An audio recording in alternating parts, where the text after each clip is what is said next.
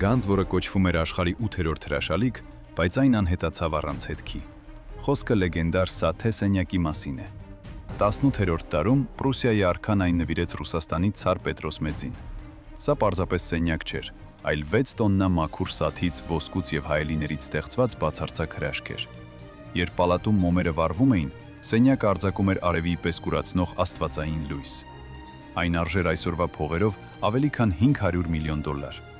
Սակայն Երկրորդ համաշխարհային պատերազմի ժամանակ գերմանական բանակը գրավեց պալատը։ Նրանք ապամոնտաժեցին այս հսկայական սենյակը ընդամենը 36 ժամում, տեղավորեցին արկղերի մեջ եւ ուղարկեցին Քյոնիգսբերգի ամրոց։ Եվ հենց այստեղ էր սկսվեց առեղծվածը։ Երբ պատերազմն ավարտվում էր եւ քաղաքը ծանր ռմբակոծվում էր, այս անգին գանձը պարզապես լուծվեց օդում։ Ոմանք ասում են, որ այն հավերժ այրվել է կրակի մեջ, մյուսները վստահ են, որ այն մինչև օրս թաքցված է գաղտնի, ստորգետնյա բունկերներում։ Աշխարհի ամենալուսավոր եւ պայծառ սենյակը հավերժ կլանվեց պատմության ամենամութ ստվերների կողմից։